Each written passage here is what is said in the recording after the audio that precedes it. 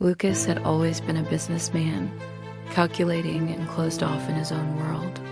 His hands, used to signing contracts and making risky investments, had never touched a real life, let alone that of a boy like Joe.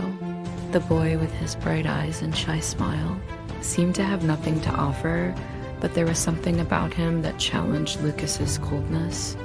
With each encounter, Joe brought with him an unknown energy, something pure and genuine that began to break the walls of indifference Lucas had built over the years. What Lucas didn't know was that the connection that was forming, unexpected and subtle, would be the key to a profound transformation. While Lucas's world revolved around numbers and empty successes, Joe, with his extraordinary skills and uncomplicated vision, showed him a universe he had never imagined existed. The exchange happening between them wasn't just one of favors or words, but something that could change their lives forever. Over time, Lucas found himself forced to question everything he believed to be true about success and happiness. Joe, with his simplicity, became the mirror Lucas needed to see himself in a way he had never imagined. The businessman began to realize that, behind all of his wealth and empire, there was an emptiness that not all the money in the world could fill.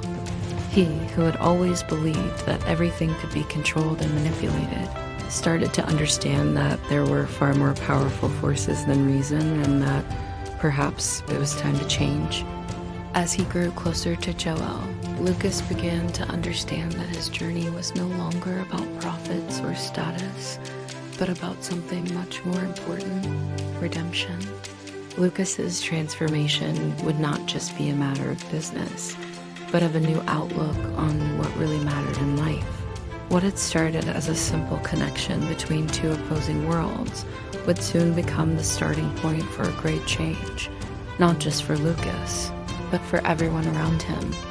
While Lucas dove deeper into the dilemma of his own transformation, something even more sinister was happening in the shadows of the Regacorp empire. The drug Cerevia, marketed as a miracle cure for rare diseases, was actually becoming a nightmare for the patients who took it. Its adverse effects were devastating, but the large pharmaceutical corporation was determined to hide the truth. Lucas, now more involved with Joe's life and motivated by the new perspective the boy had given him, began to suspect that there was something much larger at play than just business interests. In a tense meeting, an anonymous informant revealed to Lucas the details of a conspiracy involving Revacorp. The side effects of Cerevia were being manipulated and covered up with the help of doctors and scientists willing to sacrifice human lives for profit. With the promise of saving his daughter, Isabella, who was among the most affected patients, Lucas found himself trapped in a web of lies and corruption. The fight against a system where the truth was erased by figures required much more than he ever imagined. With each step, the threat of silent retaliation seemed to grow closer, leaving Lucas more tense and desperate to expose the truth. As he investigated further, Lucas realized that the mystery was not only limited to the effects of the drug, but to the system that Revacorp used to manipulate governments, scientific research, and even the media. It was as if he were fighting against an invisible monster, an enemy that disguised itself as allies. Yet, with each new clue he discovered, he felt the line between salvation and destruction growing thinner. Joe, with his intelligence and extraordinary skills, began helping Lucas piece together this diabolical puzzle, but the threats against them grew exponentially.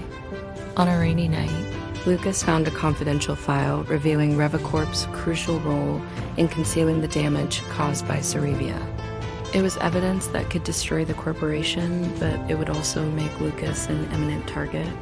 He knew that exposing this truth could ruin his life and career, but the pain of seeing his daughter suffer and the moral responsibility to stop the company from destroying more lives weighed heavier. The tension was unbearable, as he knew his steps were being followed at any moment. But the clock was ticking, and with each passing day, more lives were being ruined. The suspense grew as Lucas moved closer to the truth, but also to the fine line between safety and imminent danger. The battle against Revacorp was at a critical point, and Lucas knew he couldn't fight alone. Joe, with his unexpected wisdom and unwavering courage, became the ally he so desperately needed. The big question hung in the air. How far would Lucas be willing to go to unmask the conspiracy and protect those he loved, including Isabella, his daughter? Every step toward the truth seemed more dangerous and risky, but Lucas could no longer turn back. The fight for life and justice. Lucas's life, once dominated by the corporate world and the relentless pursuit of success, was now in a much more personal battle. His daughter Isabella, consumed by the disease that the drug Cerevia had promised to cure, was on the brink of death. The contrast between luxury and the pain of seeing his defenseless daughter facing the system was devastating. While Revacorp continued its power games, Lucas watched everything he loved being destroyed. The fight for Isabella's life was no longer about financial resources, but about courage and challenging a system he himself had helped build. Desperate, Lucas made a radical decision. He was willing to destroy his own fortune, his empire, and even his powerful alliances if it meant saving his daughter's life. He not only opposed Revacorp, but also a system that imposed inequality and despair on the most vulnerable. Through his investigations, he discovered that Revacorp wasn't just neglecting the adverse effects of Cerevia, but also manipulating safety tests to keep their profits high. However, Lucas knew that facing such a powerful global corporation wouldn't be easy, and the fight for justice was just beginning.